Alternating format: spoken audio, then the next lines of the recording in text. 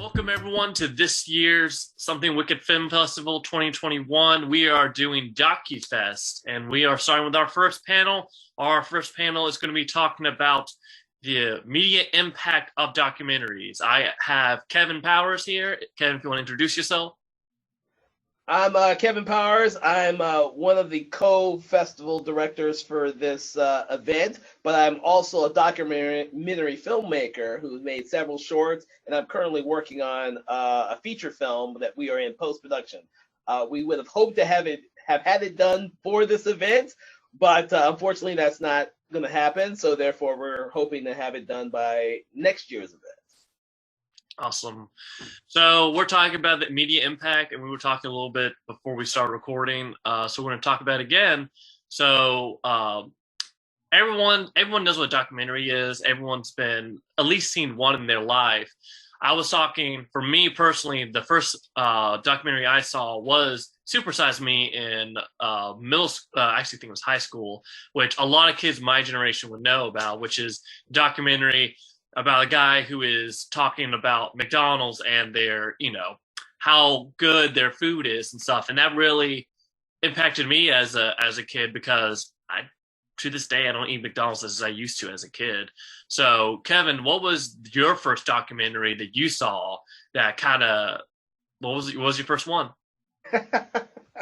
I honestly don't remember the first documentary I've ever watched. I remember the first one that influenced me, which just so happens to be one of the films that we're screening at this year's event, which is Nanook of the North, made by director Robert J. Flattery. I saw it in college because I had to take a college of different genres of filmmaking. Nonfiction filmmaking was one of them, and this was the first film that we watched in class, and this is the first film that I was actually actively studied as a means to understand the genre itself, because it is very different from fiction filmmaking. Even though, in hindsight, after having watched that film, and everyone who's ever studied this film knows that some of the scenes were fabricated in order to be able to tell the story that Flaherty was trying to tell. So there was a little bit of fiction in his nonfiction film, but he's trying to tell a nonfiction story as cohesively as possible. I happened to luck out that back then that the only way to have watched that movie at that time was through Laserdisc, because Laserdisc, the technology of Laserdisc, is the only one that actually allowed a lot of those classic films that you couldn't find anywhere else to be. Before then, I would have probably had to watch a 35 millimeter or 16 millimeter film at the theater. Like you were saying, you got to watch Super Size Me at school. The technology has changed over the years to allow us to be able to watch these films, both old and new, in different ways in order to, I guess, allow more audiences to see these films. I saw it on Laserdisc. You can now watch it online. It's been uploaded online. You can watch Nanook of the North as well as many of Flaherty's other films. Or you could come to the film festival and watch them there as well. There you go. Well, let's talk a little bit about that too, about technology. The biggest thing too is, like you were saying before, us being two different generations, documentaries were harder to find when you were younger. But now you go on to Netflix, you go on to HBO, you go on to all the streaming sites, you can find documentaries. You can just type in documentaries on YouTube and you can find some. So how do you feel how technology has improved, how that's made the accessibility of documentaries, change documentaries to society be able to find them so easily, and the nature of documentaries, how that's changed for them? Well, back in the, when television took over, and then even when you would see the VHS time, you'd see documentaries on VHS. They would be like 500 times more than a normal fiction film would be. But the ones you found the most on VHS were a lot of making of documentaries, making of films, documentaries that you could find easily accessible. Most of them were kind of short. Even up until the point that Blair Witch came out, there was 2 different Blair Witch short documentaries you could find on VHS. The problem is VHS was designed to be a format for easy consumption. video stores didn't have a whole bunch of documentaries. They're more of a fringe thing. You'd go find them at small mom and pops video stores, or you'd have to go and get them on Laserdisc, which was crazy expensive. But the ideal now that we have the YouTube, which is a free forum to watch all these movies, and we have these streaming services that are developing their documentary catalog. Netflix got ahead of everyone else, and they've been producing lots of documentaries the entire time they've been up in operation. But you see that because of the success of a lot of crime documentaries, a lot of true crime documentaries and stuff like that, that there is an audience for these. Everywhere you turn now, you're seeing these true crime documentaries everywhere, whether it be on HBO, which has always been a big place to find documentaries of all types. So I can't fault HBO. They've been doing it for longer than everyone else.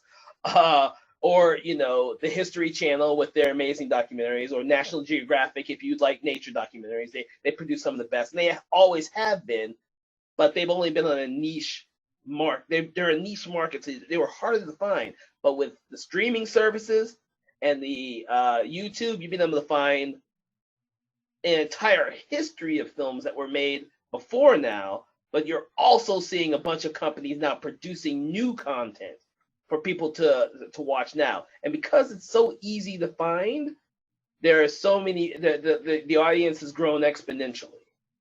Yeah. One of the main reasons I wanted to talk about this topic too, talking about that and how accessible it is and how big the documentaries have grown, we're seeing it affect today big time. You're hearing about, especially talking specifically about the subjects like Promised Neverland. Recently, there's word about a Woody Allen documentary, and we're seeing now that we would see where before we would talk about certain events, now we're talking about certain people that, like, there was a whole thing after Promised Neverland came out that a lot of people who were talking about, again, Michael Jackson and the rape allegations again with him. And now with Woody Allen, everyone's wondering when that documentary is done, how that's going to affect Woody Allen. That there were other people too, like I think Richard Simmons had one on him too that happened a while back. Like, we're seeing that now that people are now not just talking about certain subjects, but now things are being exposed about certain people that are now, again, wouldn't be done 20 years ago, but now we're seeing it almost every often now as part of a little bit of the cancel culture. How do you feel like how that has actually become more and more people whistleblowing more with documentaries than they used to be, even when they did back then, but now it's even more? Well, they've always been around. If you go back to stuff like Biggie and Tupac documentary or the Kurt and Courtney documentary, those type of documentaries were already around. But because of the format, which was they only went to theaters, they were designed more as feature-length films rather than docuseries. What you're seeing now is essentially the same type of thing, expanded over multiple different episodes, is what you're really seeing. Now, that's a good and bad thing. One, for a good thing, it allows certain subject matters to be expanded upon over a large period of time. Like the one on, oh my God, I just watched it too. The one on R. Kelly, Surviving R. Kelly, yeah. Parts 1 and 2. That allowed a lot of people to get their opinions out about R. Kelly over a long set of episodes. And then they did a second part that actually was the fallout and continued that story even longer. Whereas 30 years ago, they would have tried to tell the story in a 2-hour film that you would have to go to a specialty theater to go watch. And then maybe catch it on HBO when it went to cable. But you wouldn't necessarily see that on network television. I highly doubt that you probably would ever see Biggie and Tupac on network television. That just wasn't what network television adhered to. They had crime stuff. Unsolved Mysteries is a crime story, crime docuseries that just expanded over time. But now you're seeing what essentially is a single episode of of Unsolved Mysteries be expanded into a larger format so that viewers can understand it even more. Netflix is one of the best. Netflix and HBO are two of the best entities that do these long form docuseries over many different crimes. If you just look at if you look at HBO's history, they've been doing it for a long time. That's one of their niche markets that even before streaming came out, HBO was doing true crime type of films on celebrities and what have you. Then now there are just subject matters that are hitting people and general audiences more at home. So you see a lot of these racial documentaries, and you see a lot of these what do you call it? People incarcerated, innocent people incarcerated documentaries. If you just click on Netflix, you'll see a whole string of these type of documentaries because that's what is affecting people today. Those are the stories that people want to hear, and that's the stories they're going to watch. You see Woody Allen, sexual harassment cases, Harvey Weinstein, Bill Cosby, R. Kelly, Woody Allen. These are, Roman Polanski. There's several documentaries about Roman Polanski. These are the characters whose supposed crimes are stories because there are so many people who were affected by what these people did. And we're no longer keeping the stories of these type of crimes silent. Docu-series and docu-films are allowing these people who have been wronged in some way to be able to give their opinions on what happened without being chastised or without being ridiculed, which is what used to happen back in the day, which is great because us documentary filmmakers need lots of subject matter, and these are the stories that people want to hear. Therefore, these are the stories that a lot of documentary filmmakers are going to tell. Yeah, and another going on the other side of the coin about how we see a lot of reality kind of type documentaries with Tiger King is a big famous one that was.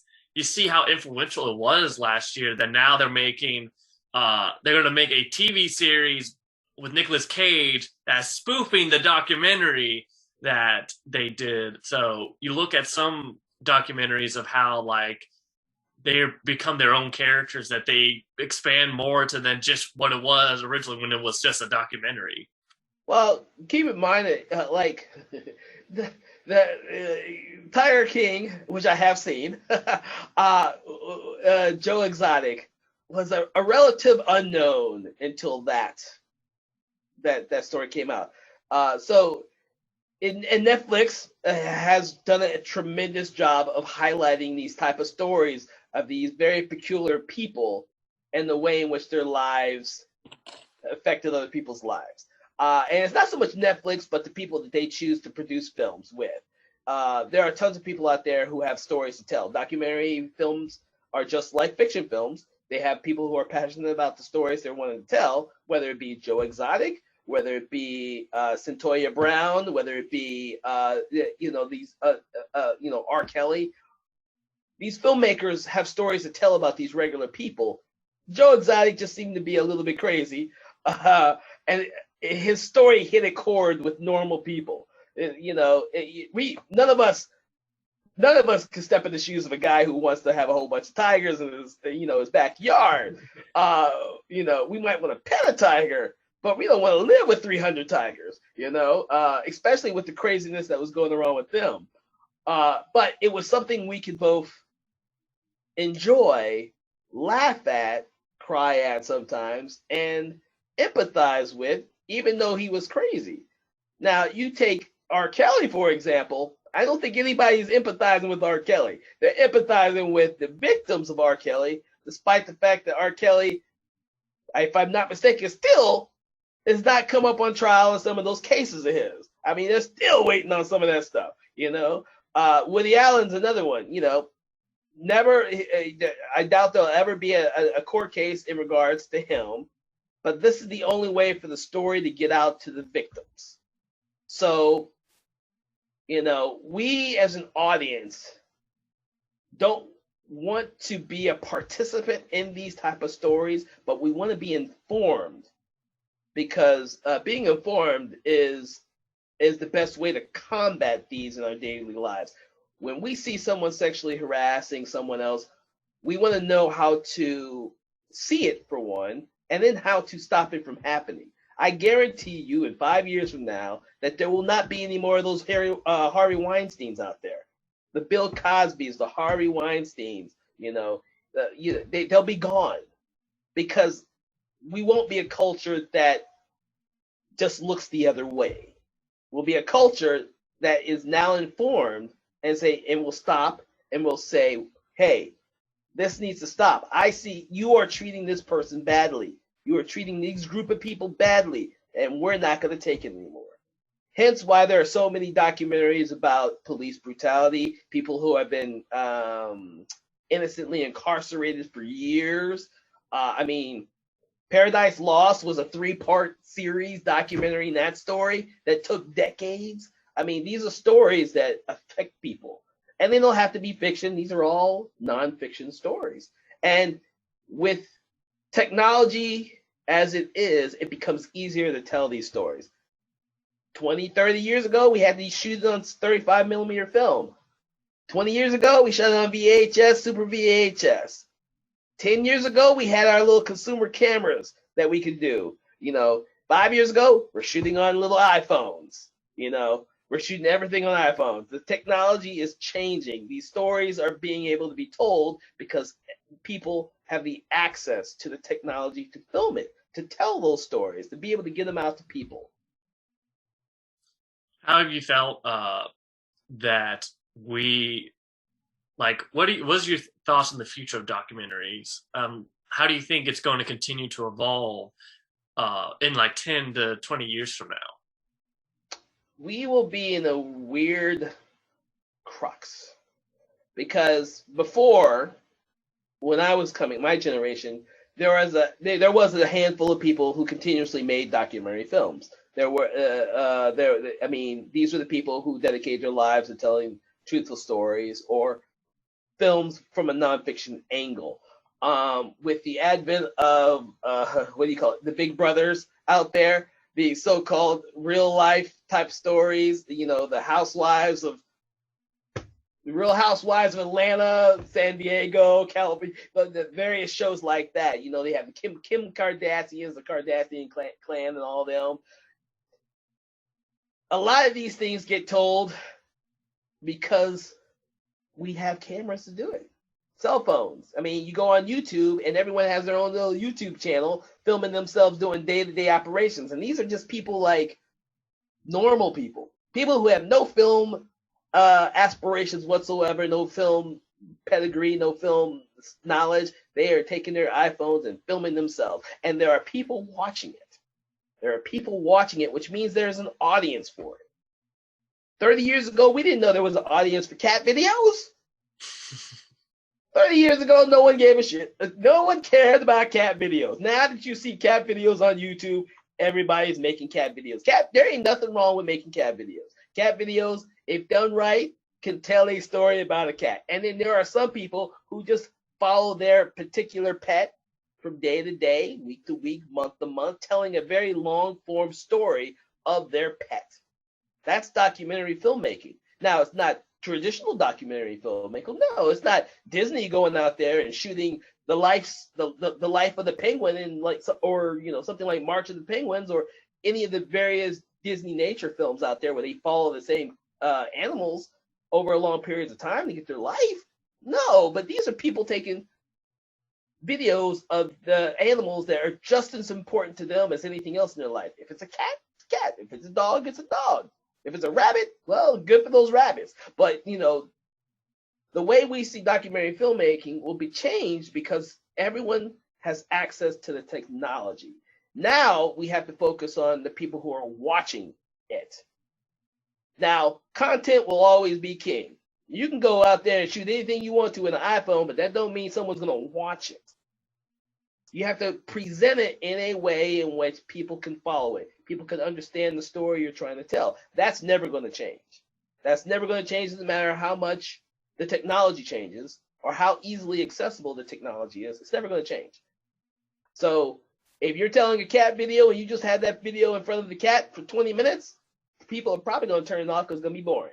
But if you have that cat trying to get the food up in the window but can't get it, that's telling the story. That's making people watch.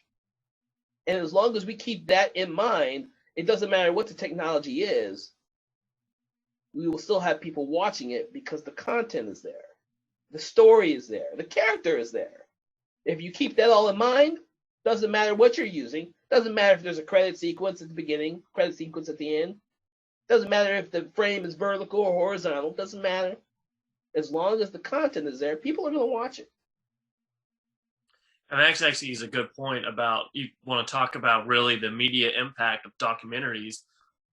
Vlogs and all that is the biggest side of it. You look at it now and people don't think about it, but yeah, like you said, all of those stuff, reality TV show, vlogs, everything you see on YouTube, half of that is taken from documentary type style filmmaking that people don't associate with it. So it really is kind of crazy about how much of an impact documentaries has had that people don't realize. Now, with that said, how do you feel? Do you feel like all these reality TV shows and blogs and stuff, and now anyone can make a documentary? Are you, as a documentary filmmaker yourself, worry about oversaturation?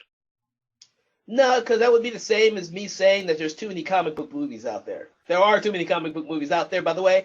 But I mean, that just means, like, before 30 years ago, we saw, say, 500 fiction films at the theater every year, and maybe 10, 15 documentary films a year at the theater. Now, what you'll see is 500 fiction films a year at the theater and 250. So that just means that you're just giving audiences more variety. Or whether that's at the theater or streaming services. If you click on HBO, I'm not sure if they've transcribed all their stuff to HBO Now or not, or HBO Plus, whatever they're calling themselves. But HBO has a huge library of nonfiction films. Netflix has a huge library of nonfiction films. If you can just grab onto a small group of people, that will never outpace the amount of fiction films being produced a year. Never. I mean, you can make, you pick up Netflix and they'll release maybe 10, 15 docuseries a month, but they'll release 50, 60 fiction films a month, television shows a month. Documentaries will never overtake fiction films, as they shouldn't.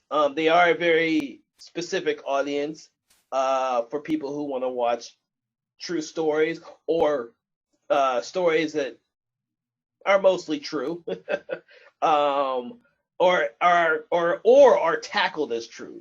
When you look at nonfiction films, you can also look at anything from, like I said, Big Brother, or the Kardashians, or what's the other ones? If you look at game shows, I mean, if you look at something like the Great British Baking Show versus something like Wheel of Fortune, one's a game show and one's kind of a game show, but you get to know the characters through. They use very documentary-like. Yeah, so it blurs the line a little bit. I mean, it certainly blurs the line a little bit. When you're watching, I'm trying to think of like the Real Housewives. Yeah, it's real. We also know that some of that is kind of fabricated, like what Flaherty used to do in Nanook of the North. Some of it's fabricated, but it's in the spirit of trying to tell a nonfiction story. And we go with it. We go with it because not only is it entertaining, it's also engaging, and it's also a very valid way to tell a story. Every even though it's nonfiction, every film has a point of view. You're going to have a point of view, whether you like it or not. It's going to be the point of view of the filmmaker. Everyone wants to think that documentary filmmaking should be, what do you call it, even on its presentation. I don't think that at all. Every film has a point of view. And it is up to the filmmaker to decide how well to tell that point of view. You watch a Michael Moore film, he's got a specific point of view for every one of his films he's ever made. That's not to say that he's wrong. That's just his point of view on the subject that he tackles. And you, as the audience member, needs to take it as that. They're not telling you a news story that, in theory, should present both sides of the story evenly. These are documentary filmmakers who are telling the story they want to tell through their own lens. And technology has allowed us to do that easier. Yeah, and the thing too is that it also makes it easier for you to do a lot of things. Like now you can actually fly to places that probably earlier would be harder to fly, and so technology's made filmmaking a lot easier. And yeah, and again, we see a lot of influences with it.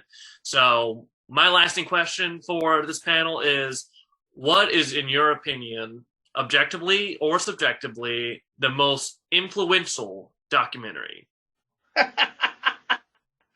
I don't even know how to answer that. There's no such thing as the most influential documentary. There's tons of great documentaries out there.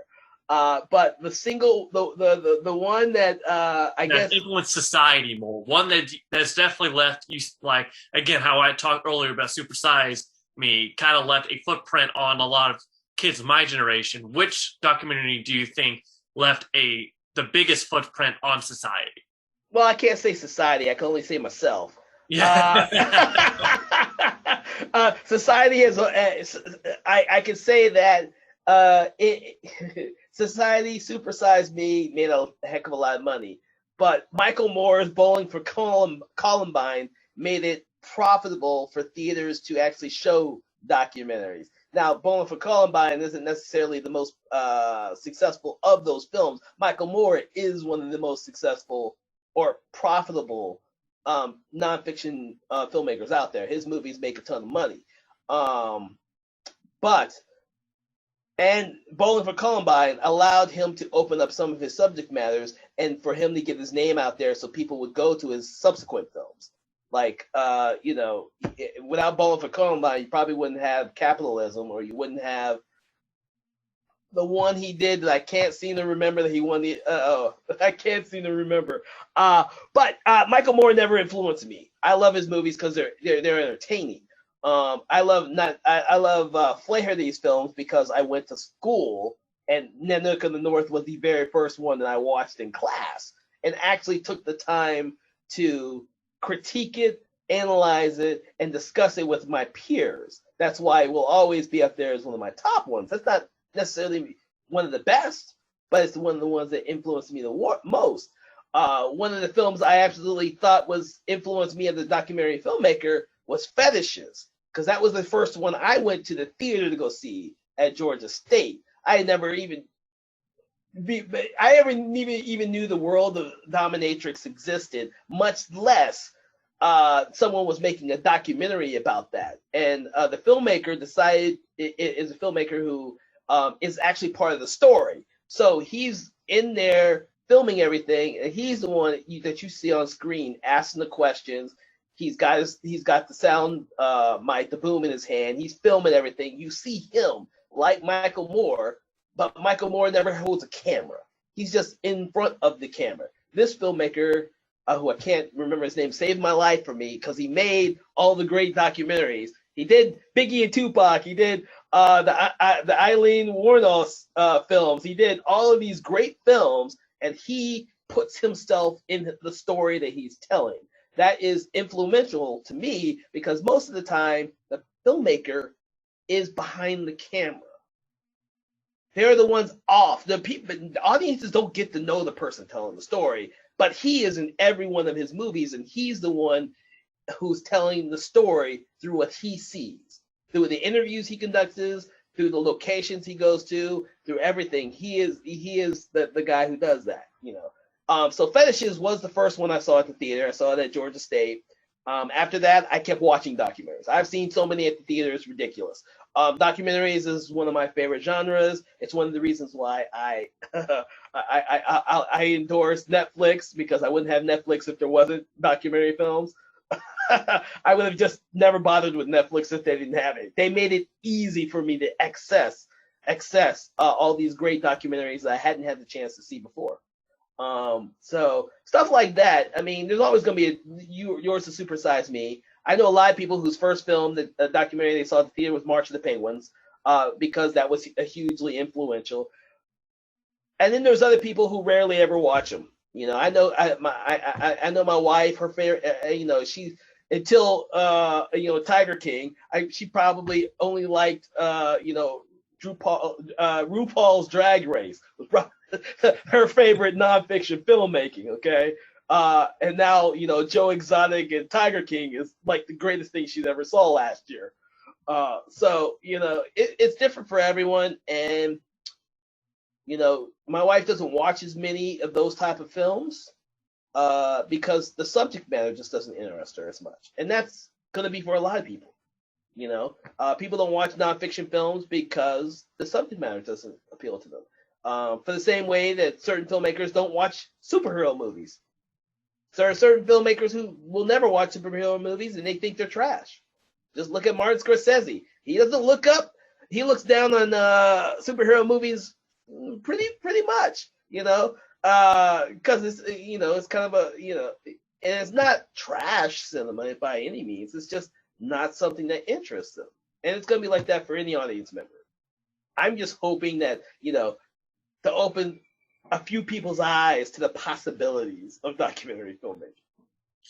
I gotcha. Well, and on that note, we'll end this first panel here. Thank you for coming, Kevin, and we'll have our next panel soon. So for everyone who's watching, continue to watch the documentaries on for the festival. We'll be screening them the next 2 days, and everyone have a good day.